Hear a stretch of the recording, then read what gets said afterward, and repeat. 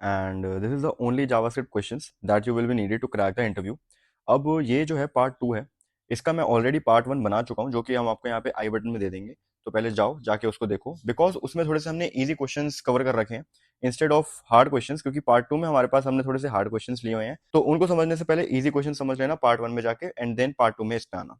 तो सबसे पहला है क्लोजर्स। क्लोजर्स क्या होते हैं? Function along with its lexical scope bundle together called as closures. अब ये वाला फंक्शन देखो, इस वाले फंक्शन x में we have a a declared as, इसमें हमने इसको 7 डिक्लेयर करा हुआ है। Now we have like declared it again as 100। ठीक है, ये फंक्शन y जो है ये क्लोजर है, और फंक्शन y के बाहर वाला पार्ट, यानी कि let me just highlight it, ये वाला पार्ट, मतलब फंक्शन y को छोड़ दो because this is the closure, this is the new function and this is the closure, but उसके बाहर वाला पार्ट ये फंक्शन x वाला var a 7 var a is equal to 100 and return y, ये वाला पार्ट बोलते हैं हम लेक्सिकल स्कोप। लेक्सिकल स्कोप, तो this is the lexical scope of function y। तो अब फंक्शन y के अंदर जो भी लॉजिक है वो अपने लेक्सिकल स्कोप से ले सकता है। जैसे कि अब ये a प्रिंट करवा रहा है, तो ये a कहां से ले सकता है? लेक्सिकल स्कोप से। तो लेक्सिकल स्कोप पे हमारे पास a सबसे पहले हमने 7 डिफाइन करा, बट उसके बाद हमने a इज इक्वल टू 100 कर दिया। तो a की वैल्यू ओवरराइट हो गई, a इज इक्वल टू 100, और वही फंक्शन y जो प्रिंट करेगा वो a इज इक्वल टू 100 को ही प्रिंट करेगा। तो यहाँ पे एक ये चीज देखना, यहाँ पे we have declared the function like this कि x and then function and then function, that means कि x फंक्शन को कॉल करो एंड उसके अंदर जो फंक्शन है उसको कॉल करो। तो ये चीज जो है ये रन करेगी फंक्शन y को, जो कि इनसाइड x है ना। तो x के अंदर वाला फंक्शन विच इज y, और y क्या प्रिंट करके देगा? a, और a की वैल्यू क्या है? 100। कहां से ली? लेक्सिकल स्कोप से। तो ये एक पार्ट है जो कि क्लोजर का है, और इंटरव्यू में बहुत ज्यादा पूछा जाता है। It is the most important part. तो इसको थोड़ा सा और समझने के लिए इसके डॉक्यूमेंटेशंस और नेट पे चले जाना, या फिर हम नीचे लिंक दे देंगे, तो वहां से आप इसको रिवाइज कर सकते हो। ऑल राइट, उसके बाद we have a promises. So this is also so important, ठीक है ना। ये वाला टॉपिक भी आपसे बहुत ज्यादा पूछा जाता है, तो एक बारी हम इसको भी मार्क कर देते हैं, ये बहुत ज्यादा इंपॉर्टेंट टॉपिक है। ओके, तो promise in JavaScript are the objects that represent the eventual completion or failure of the asynchronous operation and its resulting value। इसका मतलब क्या हुआ? प्रॉमिस क्या है? एक ऑब्जेक्ट है, इट इज एन ऑब्जेक्ट। अब इससे नहीं लिखा जाता अच्छे से, मैं एक काम करता हूँ दूसरे ले लेता हूँ। So promise is nothing but object, ठीक है। एंड जिसकी डिफॉल्ट स्टेट क्या होती है? प्रॉमिस की डिफॉल्ट स्टेट होती है पेंडिंग। हमेशा जब भी प्रॉमिस होता है तो सबसे पहले जो पड़ा होता है, वो जिस डिफॉल्ट स्टेट में पड़ा होता है वो होती है पेंडिंग स्टेट। अब या तो ये पेंडिंग स्टेट से रिजॉल्व स्टेट पे जाता है, या तो ये पेंडिंग स्टेट से रिजेक्ट स्टेट पे जाता है। अब अगर हमारा प्रॉमिस रिजॉल्व स्टेट पे जाता है, तो किसी भी प्रॉमिस को रिजॉल्व स्टेट से संभालने का काम करता है देन फंक्शन। तो जैसे कि इस वाले एग्जांपल में हम देखते हैं कि हमारे पास काउंट हमने पहले डिफाइन करा हुआ है ट्रू, उसके बाद हम एक काउंट वैल्यू करके कॉल कर रहे हैं जिसके अंदर हम प्रॉमिस भेज रहे हैं। अब प्रॉमिस या तो रिजॉल्व होगा या तो रिजेक्ट होगा।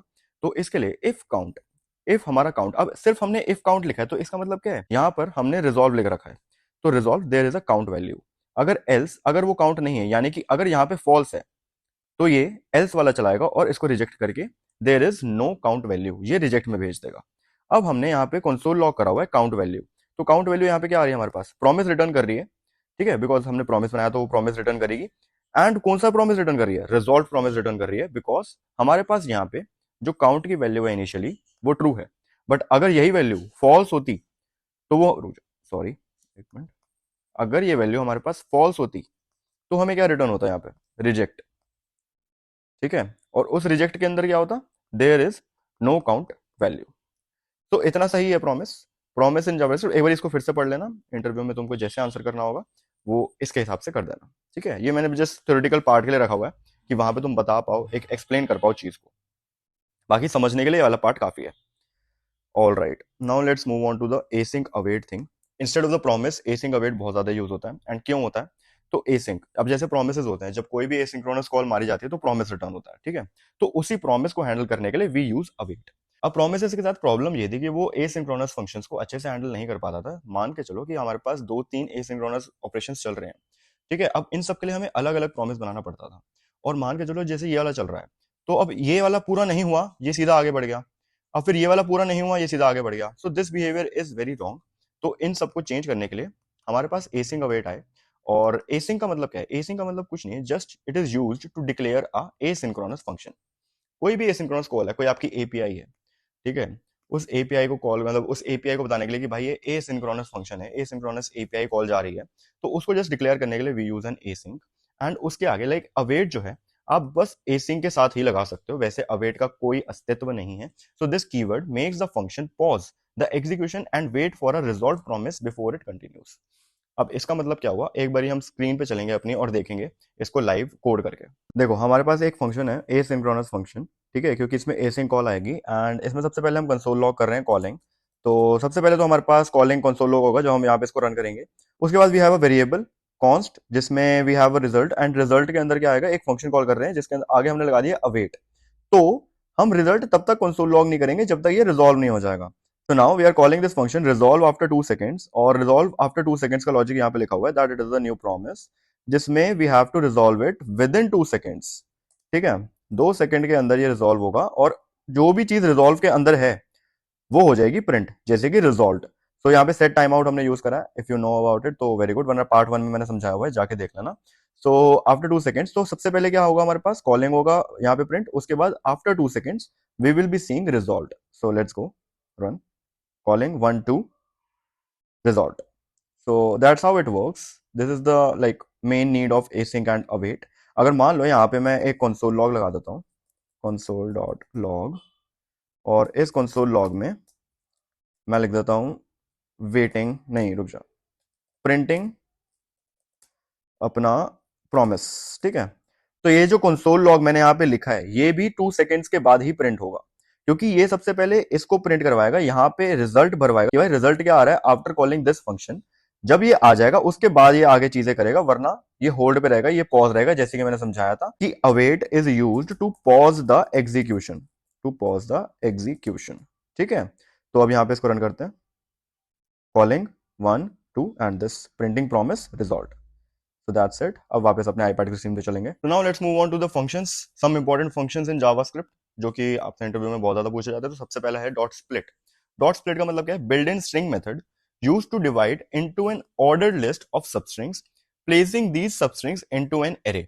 That means कि अब जैसे हमारे पास एक पहला एग्जांपल है ग्रीटिंग, तो कॉन्स ग्रीटिंग इज हाई, ठीक है, हमारे पास ग्रीटिंग के अंदर आ गया है, उसके बाद कैरेक्टर्स ग्रीटिंग डॉट स्प्लिट। अब ये स्प्लिट वाला जो मेथड है तुम्हारा सिर्फ स्ट्रिंग में ही काम करेगा, अगर तुमने कोई स्ट्रिंग डिफाइन करी है उसमें ही तुम स्प्लिट कर सकते हो। अब यहाँ पे जो स्प्लिट हो रहा है इसमें इन्होंने कुछ नहीं डाला स्ट्रिंग के अंदर, देयर इज नथिंग। तो ये क्या करेगा, एच और आई दोनों को स्प्लिट कर देगा और एक एरे बना देगा, एक एच का और एक आई का। ठीक है, ये हो गया नॉर्मल स्प्लिट। अब हमारे पास दूसरे वाले एग्जाम्पल में क्या है, एक सेंटेंस दिया हुआ है, there is a whole sentence जिसमें 1 2 3 4 लिखा है, एंड देन एक हमने लिमिटेड स्प्लिट लिया और उसके अंदर हमने डाला डॉट स्प्लिट एक स्पेस पे, और हमने लिमिट रख दी। जब हम दूसरे वाला डिक्लेयर करते हैं ना आर्ग्यूमेंट, इसका मतलब है कि लिमिट, कि कितनी स्ट्रिंग तक ब्रेक करना है। तो मान लो जैसे इंडेक्स हो गई 0 1 2 3, तो इसमें 2 क्या गिना जाएगा, 0 और 1 को, 2 बार तक की लिमिट है तो 1 और 2 गिने जाएंगे। तो इसलिए इसने बोला है कि स्प्लिट करो बट लिमिट रखो 2 तक की। अगर यहाँ पे 3 हो जाती तो फिर यहाँ पे 1 2 3 हम इन तीनों में स्प्लिट करते, और यहाँ पे अगर 4 हो जाती तो यहाँ पे हम 1 2 3 4 सब में स्प्लिट करते। But for now we have a 2 limit, तो उसके लिए हम क्या करेंगे, सिर्फ 1 और 2 प्रिंट होएगा as a array. All right, now अब एक तीसरा एग्जाम्पल, एक लास्ट एग्जाम्पल देखते हैं। तो अब इस वाले एग्जाम्पल में क्या है, स्प्लिट का एक ऐसा एग्जाम्पल है कि हमें अगर मान लो 2 चीजें हटानी है हमारे स्ट्रिंग में से और उनको एरे में बनाना है, तो हम कैसे कर सकते हैं कि हमारे पास है apple comma banana and then semicolon we have, उसके बाद वी हैव ऑरेंज। तो इनको हटा के हम बोल रहे हैं कि इनको हटा दो, इनको स्प्लिट कर दो और एक एरे में कन्वर्ट कर दो। मतलब जहां पे भी तुम्हें सेमी कॉलन दिखे, जहां पे भी तुम्हें कॉमा दिखे, उनको हटा दो, उनको हटा दो और उनको एक एरे में डाल दो। ठीक है, तो यहाँ पे जैसे तुम आउटपुट देख सकते हो, apple banana orange, apple banana orange, हमारा एक एरे बन गया स्ट्रिंग्स का। ठीक है, now we have a splice. Splice में क्या है, it is a method in JavaScript, it is a powerful and versatile array method used to change the contents of an array by removing or replacing the elements or adding new elements in place. अब इस example में देखो, हमारे पास एक number array है, ठीक है, normal एक एरे है। अब इसमें जब स्प्लाइस हो रहा है तो यहाँ पे देखो क्या होता है, स्प्लाइस का मैंने एक पूरा मेथड बना रखा है, नंबर्स डॉट स्प्लाइस। अब ये सिर्फ एरे में चलेगा, ये ध्यान रखना। सबसे पहले वाले पैरामीटर में हमने दिया है स्टार्टिंग इंडेक्स, कि कहां से स्प्लाइस करना स्टार्ट करना है। दूसरे वाले पैरामीटर में हम देने number of items we want to remove, जितने भी नंबर हमको रिमूव करने हैं। तीसरे वाले में हमने दिया हुआ है ऑप्शनली पास न्यू आइटम्स हेयर। अब तुम्हें अगर कोई नए एडिशन करने हैं और नए आइटम्स डालने हैं तो तुम तीसरे वाले आर्गुमेंट में डाल सकते हो। तो एक बार इस वाले डॉट स्प्लाइस वाले एग्जांपल को मैं यहाँ पे समझाता हूँ अच्छे से साफ सुथरे में। डॉट स्प्लाइस 2 3 1 और हमारे पास नंबर्स हैं जो कि एरे है, हमारे पास है 1 2 3 4 5। अब इनके ऊपर एक इंडेक्सेस भी हैं। इंडेक्सेस ऑब्वियसली तुमको पता है 0 1 2 3 4 ऐसे होती हैं। तो अब यहाँ पे जब हमने बोला कि पहले वाले पैरामीटर में 2 which is the starting index, ठीक है, तो हम स्टार्टिंग इंडेक्स पे गए, हमारे पास एलिमेंट हमको मिला 3। अब हमें क्या करना है, दूसरे वाले पैरामीटर पे जाना है, मतलब number of elements to be removed. कितने एलिमेंट हटाने हैं हमको, 3 एलिमेंट हटाने हैं और उसकी जगह क्या नया एलिमेंट ऐड करना है, 1। तो हमारे पास नई एरे क्या बन जाएगी, 1 2 1। This is the output of this particular splice method. अब आते हैं नंबर 3 पे which is dot concat. Concat क्या करता है, दोनों पे वर्क करता है, स्ट्रिंग्स पे भी एरेज पे भी। और कॉनकैट का मतलब होता है एडिशन, यानी कि प्लस करना। अगर तुम्हारे पास 2 स्ट्रिंग्स हैं उनका एडिशन करना है, यानी कि मान लो ABC है, DEF है, तो इन दोनों को एडिशन करोगे तो क्या होगा, ABCDEF। ठीक है, तो बस यही है कॉनकैट का मतलब। बस एक थ्योरी यहाँ से देख लेना और यहाँ पे एक एग्जाम्पल देख लो। हमारे पास 3 एरे हैं, एक खाली है, एक में 1 2 है, एक में 1 2 3 4 है। इन दोनों को कॉनकैट करा तो हमारे पास क्या आ गया आउटपुट में, 1 2 जो कि एरे 1 में था, फिर 1 2 3 4। तो this is the concat function. बस इसको सम की तरह याद रखो कि किसी भी चीज को सम करना है, ऐड करना है, तो हमारे पास कॉनकैट फंक्शन होता है। We have a unshift function as well. Unshift function क्या करता है, adds the element at the starting of an array. तो अगर हमारे पास कोई एरे है जैसे कि 1 2 3, हमने अनशिफ्ट फंक्शन कॉल करा एंड उसके अंदर एलिमेंट डाल दे जो भी हमको स्टार्टिंग ऑफ एन एरे डालना है। जैसे कि हमने 0 डालना है तो 1 2 3 की जगह अब ये हो जाएगा 0 1 2 3। And then we have a debouncing in JavaScript. Debouncing in JavaScript is very important topic and इसकी डेफिनेशन ये है कि it is a technique used to ensure that a function is not called too frequently। इसका मतलब क्या हुआ कि जब भी हम किसी फंक्शन पे, मतलब मान लो हमारे पास इनपुट बार है और उस पर हम कुछ टाइप कर रहे हैं, जैसे कि मैं अपना नाम लिख रहा हूँ एंड उस नाम लिखते लिखते वो बहुत सारे फंक्शंस बहुत बार बार रिपीट होते हैं, वही होती है डिबाउंसिंग। कि डिबाउंसिंग ये देखता है कि फंक्शन बार बार बहुत ज्यादा फ्रीक्वेंटली कॉल ना हो, there should be some gap in calling the particular function. अब जैसे तुम कोई विंडो रिसाइज करते हो और विंडो रिसाइज करने में तुम कितने ज्यादा रिसाइज बार बार होती है, उसकी विड्थ और हाइट बार बार चेंज होती रहती है, तो वाला फंक्शन बार बार मतलब कॉल ना हो जिससे कि कुछ फटे ना कोड में। साथ में एक रिसाइजिंग का हो गया हमारे पास एग्जाम्पल। एक हमारे पास हो गया इनपुट कॉल वाला कि जो भी हम लिख रहे हैं उस पर्टिकुलर इनपुट के अंदर तो फिर वो बार बार फंक्शन कॉल करके एरर ना क्रिएट कर दे। तो ये सारे, जैसे अब स्क्रॉलिंग भी हो गया एक कि तुम बार बार जैसे इस चीज को स्क्रॉल कर रहे हो तो इसके पीछे जितने भी फंक्शंस यूज हो रहे हैं तो वो बार बार इतने फ्रीक्वेंटली कॉल ना हो, तो उसको कहते हैं डीबाउंसिंग। अब जैसे इस सबसे पहले वाले एग्जांपल का जो मैंने इनपुट वाला समझाया था उसका एग्जांपल क्या है, उसका कोड क्या है। तो अब जैसे कि हमने एक आईडी से सर्च इनपुट वाले फंक्शन को पकड़ा एंड उसमें हमने ऐड इवेंट लिसनर डाला कि भाई कभी भी कोई इनपुट डाले उस पर्टिकुलर फंक्शन पे तो हम 3 सेकंड तक रुकेंगे जब तक वो बंदा इनपुट करना रोक ना दे। यानी कि अगर मैं कोई इनपुट डाल रहा हूं और उसमें मैं टाइप कर रहा हूं जैसे कि SAMIT मैंने टाइप करा, उसके बाद अगर मैं 3 सेकंड तक कुछ टाइप नहीं कर रहा हूं तो वो करेगा कि हाँ ठीक है अब सर्चिंग स्टार्ट कर दो, 3 सेकंड हो गए बंदे ने कुछ टाइप नहीं करा, इसका मतलब कि इससे आगे और वो कुछ नहीं लिखेगा। तो आफ्टर दिस हम करेंगे फंक्शन कॉल। इससे पहले हम फंक्शन कॉल नहीं करेंगे बार बार, ताकि फंक्शन फट ना जाए या फिर कोड में फट ना जाए या फिर री रेंडरिंग में दिक्कत ना आए। तो इसके लिए हम डीबाउंसिंग यूज करते हैं। अब एक छोटा सा प्रॉमिस मैं भी कर देता हूँ कि अगर तुमने मेरी वीडियो के पार्ट 1 और पार्ट 2 दोनों अच्छे से देखे हैं और समझे हैं और जाके उनके बारे में और सर्च करा है और डिटेल्ड में कोड पढ़े हैं, तो कोई भी पर्टिकुलर अगर इंटरव्यू तुम दे रहे हो बेसिकली फॉर फ्रंट एंड और बैक एंड पार्ट जिसमें तुमसे जावास्क्रिप्ट के क्वेश्चन पूछे गए हैं, you can crack it so easily 100%। And so just make sure कि तुम पार्ट 1 भी देखो और पार्ट 2 वाला खत्म करके। Now if you have any doubt do comment on this video.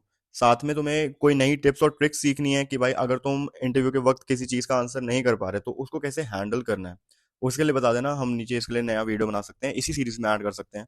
साथ में if you want to learn कोई पर्टिकुलर टॉपिक जो मैंने नहीं समझाया, गलती से छूट गया है, तो उसको भी नीचे मेंशन कर देना। साथ में इफ यू वांट की मतलब मशीन कोडिंग राउंड जो होते हैं उसमें कैसे हैंडल करते हैं चीजें, तो उसके ऊपर भी हम एक वीडियो बना सकते हैं। This is the whole JavaScript जो भी हमारी सीरीज है, इट्स गोइंग ऑन। तो एक बार बस इस पे थोड़ा सा प्यार दिखा दो ताकि और भी लोग इसको देख पाए। And do share this series with your friend ताकि वो भी इंटरव्यू क्लियर कर पाए एंड जॉब ले पाए। So that's it, thank you so much for watching this video.